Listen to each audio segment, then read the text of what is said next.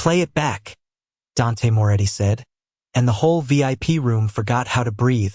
The red wine was still sliding down Maya Bell's white apron, dark as blood under the chandelier light. Her silver tray trembled against her stomach, but it did not fall. In the apron pocket, a small receipt bled purple ink through the fabric. Victor Hale smiled like a man cleaning up a mess. Sir, the camera failed this afternoon.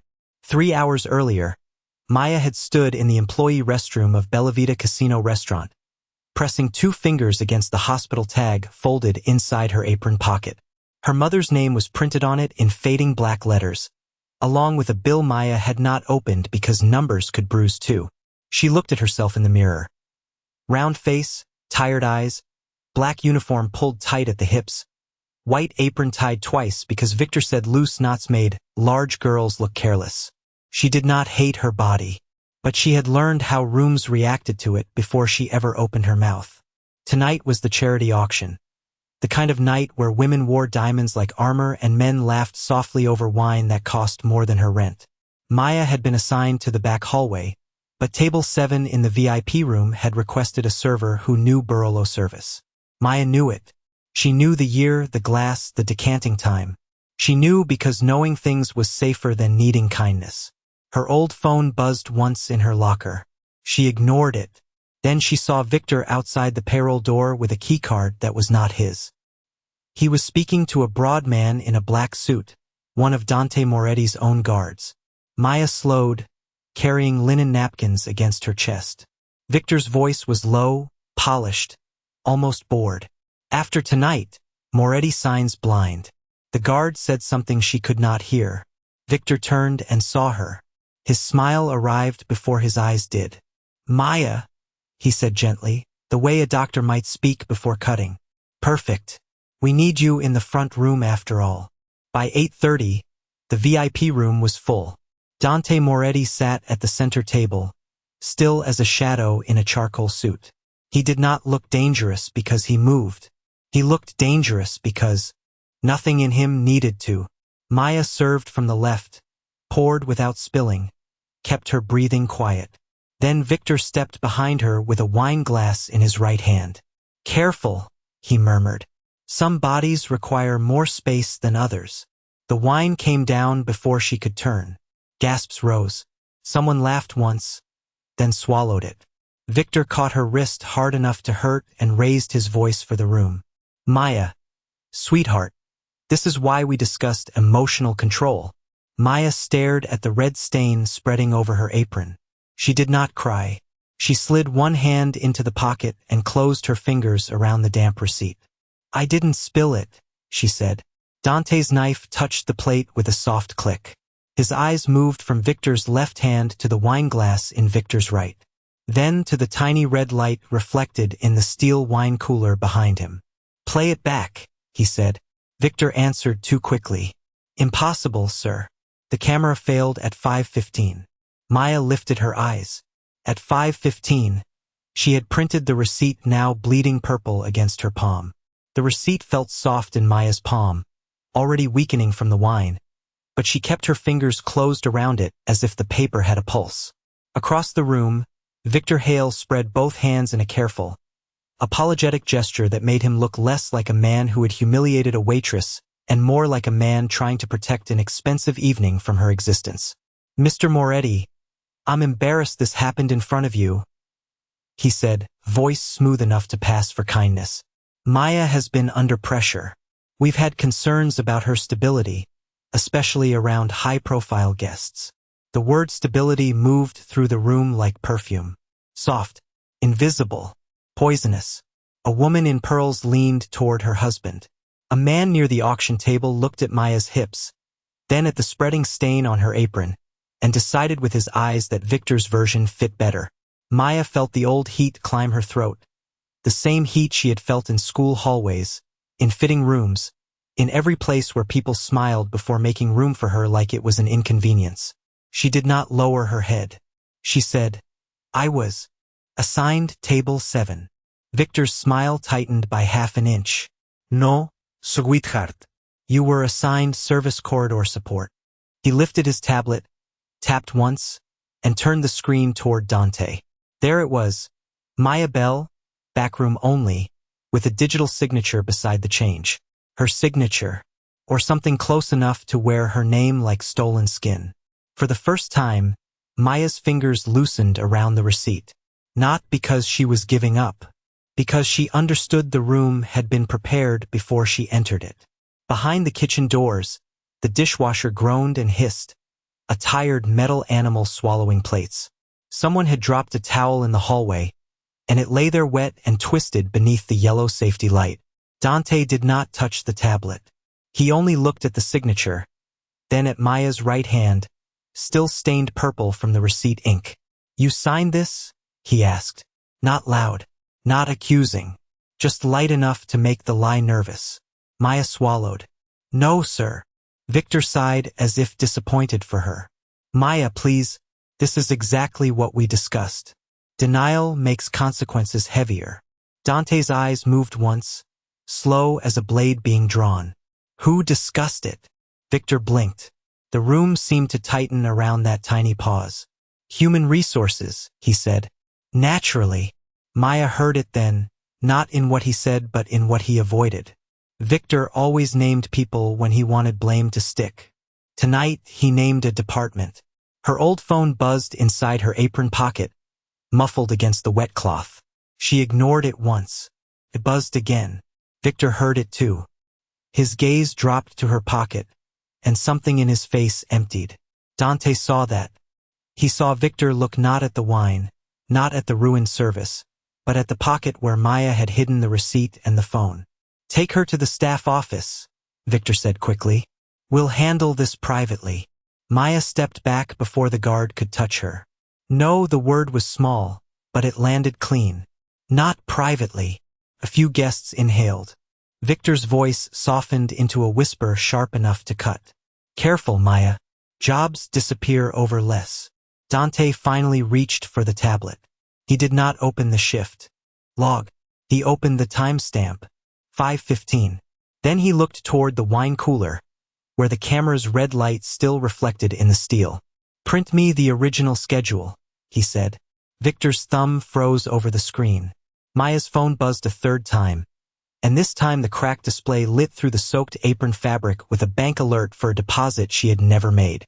The bank alert glowed through the wet fabric like something alive. Maya did not take the phone out at first. She could feel Victor watching the pocket, could feel the whole room waiting for her to make the wrong kind of movement.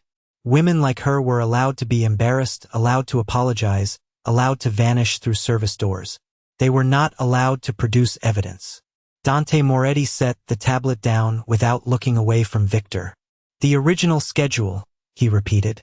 Victor's mouth softened into that practiced manager smile, the one he used when firing girls in a voice gentle enough to sound like mercy. "Of course. But first, I'd like to avoid turning a personnel matter into a spectacle. Maya has struggled with boundaries in guest-facing areas. She wants opportunities she is not quite suited for." Maya's thumb pressed against the receipt until purple ink marked her skin. "Table 7 ordered the 2009 Burlo at 7:42, she said. Her voice shook once, then steadied. "It was decanted at 7:49. Mr. Moretti's table sent back the first glass because the rim had perfume on it." The silence changed. It was no longer the silence of people judging her. It was the silence of people trying to remember if they had missed something. Dante's eyes moved to the wine glass near his plate. Untouched. Victor's hand twitched toward it, then stopped. Maya saw that too. She saw small things because small things were all poor women were allowed to own. "Perfume?" Dante asked. "Not mine," Maya said. "White gardenia. Same as Mrs. Whitcomb at table 3. A pearl-wearing woman near the auction display stiffened. Victor gave a quiet laugh. "This is what I mean. She invents details to feel important." Maya finally pulled the receipt from her apron pocket. It sagged between her fingers, wine-soaked and ugly, but the purple print still showed the table number, the bottle code, and the time. 7:49. Dante did not take it. He leaned close enough to read it where it was, as if touching it too soon would tell the room he had chosen aside. Why is table 7 printed as table 17? He asked. Victor's face did not change, but his eyes did. Just a flash. A door closing. Clerical error. You said the machine was closed. Victor inhaled through his nose. I said the main system had issues. Maya looked at him. No, sir. You said the camera failed at 5:15. The POS reset at 6:10. And the back office printer jammed at 7:47 because I heard it. It makes a grinding sound before it spits half a receipt. A busboy near the kitchen looked down too fast. Dante noticed. He noticed everything without moving. Maya's old phone buzzed again, and this time she drew it out. The cracked screen showed the bank alert. Deposit received. Bella Vita Staff Relief Fund. $248. Beneath it sat a text from an unknown number. Don't spend what you'll need to give back. Victor's smile disappeared so completely it was almost more frightening than anger. Dante read the message once. Then he looked at the shift log signature on the tablet. Then at the purple ink staining Maya's thumb. Show me your right hand, he said. Maya lifted it. Her fingers were round, trembling, honest. The forged signature on Victor's tablet was thin, sharp, and written by someone left-handed. Dante did not say the signature was forged. He did not say Victor had lied. He let the difference sit on the table between them, thin and sharp as a razor left under a napkin. Maya's raised hand trembled in the chandelier light, purple ink staining her thumb, red wine drying stiff across the front of her apron. A few guests looked away now, not out of kindness, but because evidence made their earlier laughter uncomfortable. Victor recovered first. Men like him always did. He gave Dante a slow, respectful nod, then turned toward Maya with a softness that made her stomach tighten. Maya, he said, I understand you're frightened, but this kind of confusion is exactly why I asked you not to serve this room tonight. He reached into his jacket and produced a folded incident statement. Already printed, already waiting. Just sign that the spill was accidental, and we can discuss your position tomorrow without making this worse. The paper was cream-colored, expensive, heavier than anything Bella Vita used for staff forms. Maya looked at the blank line where her name was supposed to go. It had been placed low on the page, beneath words she had not spoken, beneath a version of the night where she was clumsy, emotional, unstable, grateful for mercy. A woman from the charity board stepped forward, silver hair pinned tight, diamonds at her throat. Evelyn Whitcomb. White gardenia perfume drifted from her like a second dress. Mr. Moretti, she said carefully. Perhaps the young lady should be allowed to compose herself somewhere private. Public embarrassment can make employees defensive, especially when they feel they're being watched. Her eyes did not land on Maya's face.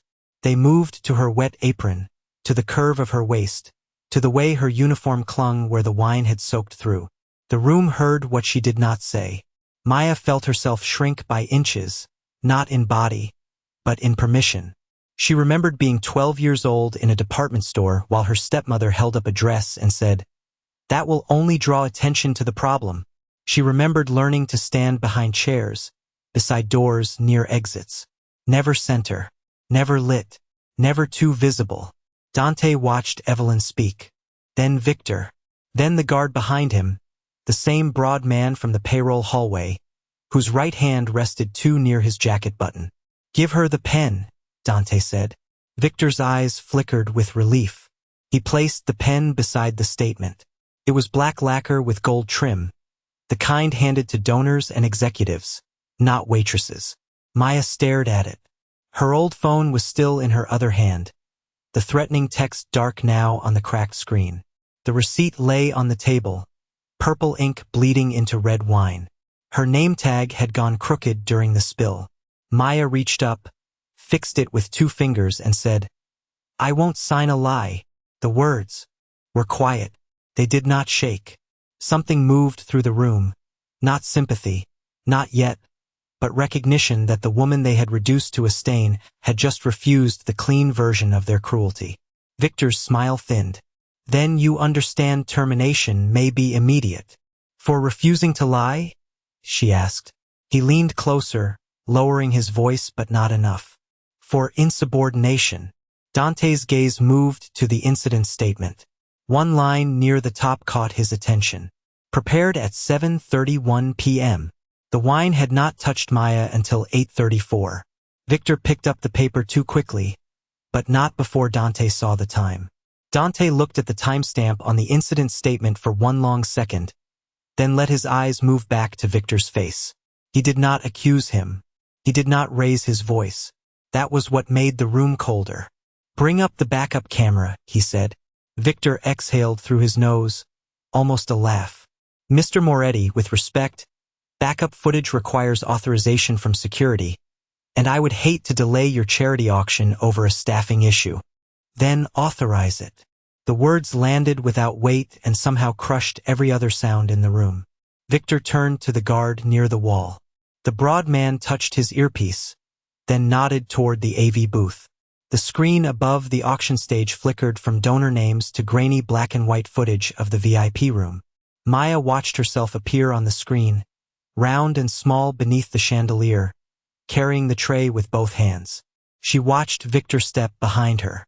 She watched the wine fall. A few guests made soft, guilty sounds, the kind people made when cruelty became visible and they no longer knew where to put their faces. But Maya did not look away. She had lived it once. She could survive watching it. Then the footage jumped. 3 seconds vanished. Victor lifted one hand smoothly. A compression glitch. Common with older systems. Maya reached into the side pocket of her apron, fingers brushing the hospital tag, the ruined receipt, then the cracked plastic edge of her old phone. "Not older systems," she said. "Only edited files." Victor's head turned. "Careful." She held the phone up anyway. "I started recording 2 weeks ago." The room changed again, but this time it changed around her. "Why?" Dante asked. Maya looked at the black screen, at the reflection of her stained apron inside it. "Because every time tips went missing, Mr. Hale called me emotional. Every time I asked for payroll, he said girls like me should be grateful they were seen at all." Victor gave a wounded smile. "That is a serious accusation from an employee recently flagged for theft." Maya tapped the recorder app with her thumb. Static cracked through the speakers when Dante's consigliere connected the phone. Then Victor's voice filled the VIP room, smooth and unmistakable. "After tonight, Moretti signs blind." A pause. Another voice, lower, male, familiar to the men near the wall. "And the waitress?" Victor laughed softly on the recording. "Make the big girl look unstable. Nobody asks questions when women like that cry." No one moved. Not Evelyn Whitcomb. Not the donors. Not the busboy frozen by the kitchen door with wet towels in his hands. Dante stared at the phone as if it had opened a grave under his table. Victor did not panic. He adjusted his cuff. "Illegally recorded audio," he said. "Unverified. Easily manipulated." But he made one mistake. He looked not at Maya, not at Dante, but at the guard by the wall. The same guard whose voice had just come through the speakers. Dante saw it. His silence sharpened. Then he turned his head, slowly, toward the man who had stood behind him all night. Dante did not turn fully toward the guard. He only shifted his eyes, and somehow that was worse than rage. The broad man by the wall stood straighter, hands still near his jacket, face trained into the empty calm of professional loyalty. Victor saw Dante looking and moved quickly to fill the silence. "Mr. Moretti, I strongly advise we handle this after the event. The donors are uncomfortable, and this young woman has already endured enough attention." Maya almost laughed. Tension. That was what he called it when a room watched you bleed dignity onto marble and waited for you to apologize for the stain. The dishwasher groaned behind the kitchen doors. Rain tapped the tall casino windows in. Thin silver lines. Somewhere near the bar, a spoon touched glass once, too loud in the quiet. Dante held out his hand. "Phone." For 1 second Maya thought he meant hers, and she tightened around it. Not because she distrusted him, but because poor women learned that evidence disappeared fastest in powerful hands. Dante noticed. He did not take offense. "His," he said. The guard's jaw moved. Victor stepped in smoothly. Security devices are private property. Dante said, "Not tonight." The guard placed his phone on the table. Dante did not unlock it. He nodded to his consigliere, who photographed the screen, the case, the small crack near the speaker. Then Dante looked at Maya. What else? Not kind. Not warm. Just precise. Maya reached into her apron and pulled out the hospital tag. Her mother's name looked fragile under the chandelier, like something too human for that room. The night my mother's insulin payment bounced, my tips were marked paid. Her voice stayed low. I'm not asking you for money. I'm asking why a man who controls payroll knew exactly which bill would scare me quiet. No one spoke. The hospital tag lay beside the wine-soaked receipt, beside the phone that had carried Victor's voice into the open. Dante looked at the tag longer than he had looked at the recording. Payroll, he said. His consigliere opened a laptop on the table where donors had been bidding on vacations and rare watches 20 minutes earlier. Numbers replaced auction slides. Names, tips, adjustments, staff relief fund deposits. Maya's name appeared 12 times. So did 3 other waitresses who no longer worked there. Beside each name was the same note. Voluntary repayment. Victor folded his hands. Standard recovery for cash discrepancies. All signed. Maya shook her head once. I never signed that. Dante's attorney entered through the kitchen door, coat damp from the service alley, carrying a thin black folder. He placed it in front of Dante without a word. Inside was a management contract scheduled for signature at 10:30. Bellavita operations transferred to a holding company Maya had never heard of. On the witness line, in thin left-handed strokes, was her name. Maya Bell. The room seemed to tilt. Victor's voice came from far away. Administrative template. Nothing more. Dante touched the forged signature with one finger. Then he looked at the guard's phone lying face up on the table. A message preview appeared before anyone could stop it. She kept the receipt. Do we move the glass now or wait? Dante went very still. And in that stillness, he understood the woman he had barely noticed had been carrying the first honest record in his restaurant, while the man he trusted to guard his back had been standing behind him with a poison glass. Dante did not touch the poison glass. He left it exactly where it was, pale residue drying at the bottom like dust no one was supposed to notice. Then he leaned back in his chair and gave Victor Hale the one thing guilty men loved most. Room to keep talking. The contract, Dante said. Walk me through it. Victor's relief came too quickly. He picked up the black folder with both hands, smoothing the cover as if paper could still save him. It's a routine operational transfer. Cleaner accounting, stronger compliance, less liability for you. His voice steadied as the language became expensive. Liability, compliance, efficiency. Words rich men used when they wanted theft to wear a suit. Maya stood beside the table, soaked apron cold against her skin. Old phone in one hand, hospital tag still lying under Dante's glass. She watched Victor turn the pages. Not the words. His hands. He flipped past the witness page too fast. Stop, she said. Victor looked at her like a stain had spoken. Excuse me? Maya's fingers tightened around her phone. He skipped the page with my name. The room went still again. Dante did not look at the page. He looked at Victor. Go back. Victor smiled, but it arrived late. Of course. He turned back one page. The forged signature sat there, thin and left-handed, pretending to be hers. Dante's attorney placed a blank card beside it. Sign your name, Dante said to Maya. Victor's jaw tightened. Evelyn Whitcomb shifted near the auction table, gardenia perfume floating through the cold air. Maya took the pen. Her hand shook, but her letters did not.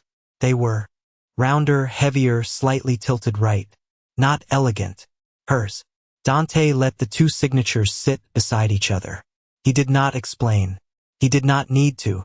The comparison did what shouting could not. Then Maya noticed the contract header.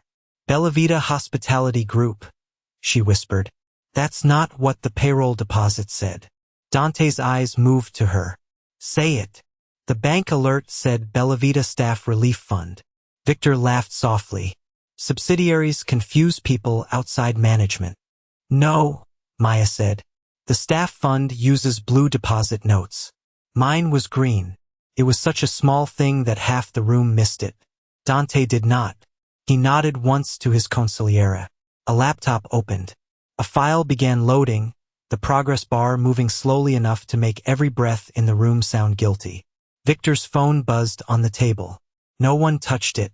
The guard by the wall looked at the door. Dante saw that too. "Stay," he said, barely above a whisper. The man stayed. The file opened. 2 accounts. Same logo. Different routing numbers. Dante folded his hands. "Victor, which account pays staff?" Victor answered immediately. "The relief fund." Maya closed her eyes once. There it was. The mistake. "No," she said quietly. "Relief fund pays emergencies. Payroll comes from operations." Victor turned toward her, and for the first time his polish cracked. "You don't know what you're talking about." Dante rose then, not fast, not loud, just enough for the room to remember what kind of man owned it. "She knows enough." Victor looked from Dante to the phone, to the glass, to the forged signature, to Maya standing with wine dried on her apron and the pen still in her hand. And in that moment, he understood she was no longer a waitress trying to be believed. She was the witness Dante Moretti had chosen to let the room hear. Dante's words did not echo, but they changed the room as if a door had locked behind every person in it. "She knows enough." Victor stood very still, contract open in his hands, the false version of Maya's name staring up from the page. For one careful second, he tried to smile again. "Mr. Moretti, with respect, this has become emotional theater." Maya lifted her old phone. Before he could finish. "Then play the part with sound." No one laughed. Dante looked at the AV booth and nodded once. The casino screen went black, then filled with footage from the hidden camera above the wine cooler. The angle no one had remembered because it had been installed years ago after a bottle theft, and forgotten by everyone except the people who cleaned beneath it. Maya had remembered the tiny red light reflected in steel. On the screen, Victor entered the VIP room at 8:31, not alone. The guard came in behind him, carrying Dante's glass by the stem. 3 seconds later, Victor unfolded the cream incident statement from his jacket before Maya had even reached the table. The room watched him place the forged statement beneath the service station cloth, ready like a coffin waiting for a body. Then came the audio from Maya's phone, rough and tinny but clear enough to cut skin. Victor's voice said, "Spill it on her. Make them look at the apron, not the glass." The guard's voice answered, "And if she talks?" Victor laughed. "Look at her. They'll call it insecurity before they call it truth." Maya felt the words enter the room and find every person who had looked at her body before her face. Evelyn Whitcomb lowered her eyes. The donors stopped shifting. Even the kitchen went silent beyond the swinging doors. Dante did not move. His face lost color slowly, not from fear, but from recognition. The kind that comes too late. He looked at the wine on Maya's apron, the receipt she had guarded with shaking fingers, the hospital tag beside his untouched glass, and understood that she had been standing in his restaurant, under his cameras, inside his name, carrying proof while his own people prepared to erase her. Maya stepped forward. The torn edge of her apron brushed the table. "He didn't pour wine on me because I was clumsy," she said. "He poured it because blood would have been harder to explain." Dante's eyes lifted. For the first time that night, he could not speak. The final clip played. The guard switched Dante's glass. Victor checked the contract. Then, in the reflection of the wine cooler, Maya appeared in the hallway, pausing just long enough to see them. That was why she had been chosen. That was why she had been stained. That was why the statement had been printed before the humiliation. Victor whispered, "This is inadmissible." Dante picked up the poisoned glass with a white napkin, set it beside the forged contract, then placed Maya's wine-soaked receipt on top of both. His voice came out almost gentle. "Call my attorney." Dante's attorney did not run. He moved quietly, collecting the glass, the forged contract, the receipt, the phone recording, and the payroll file like each object had become a witness.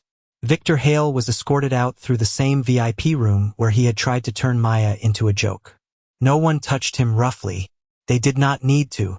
The silence did more damage than fists ever could. By midnight, the contract was void. By morning, Victor's access was dead, the guard's badge was stripped, and Bellavita's board had the full footage, the bank trail, and every forged signature in a legal file with Maya Bell's name spelled correctly on the first page. 3 days later, Dante reopened the restaurant, but not for donors. For staff. Every stolen tip was returned with interest. Every false disciplinary note was removed. Every waitress Victor had pushed into silence was given an attorney, paid for by Bellavita but not controlled by Bellavita. Maya's mother was moved to a proper care plan through insurance Victor had illegally marked inactive, and for the first time in months, Maya signed a hospital form without feeling the paper become a weapon. She did not ask for the front room back. She asked for a staff council, open payroll records, and a rule that no manager could punish a worker behind a closed door. Dante listened. Then he built it. When he finally handed Maya a new name tag, it did not say backroom support. It did not say unstable. It said Maya Bell, staff representative. Her apron had been cleaned, but one pale red shadow remained near the pocket, where the receipt had bled purple ink and refused to disappear. Dante offered to replace it. Maya ran her thumb over the faded stain and shook her head. No, she said. That one told the truth. Weeks later, after closing, the restaurant was quiet except for rain tapping the front windows and the low hum of the neon sign outside. Maya sat at table 7 with a hot cup of coffee she had not paid for and did not have to earn by disappearing. Dante sat across from her, silent, looking at the apron now framed in the staff hallway beneath a small brass plate, carried by Maya Bell, the woman who saw what power refused to see. Maya smiled softly. You finally played it back. Dante lowered his eyes, and for once, the most dangerous man in the room had nothing to say, because the truth had beaten power, and the woman they tried to ignore had finally been heard.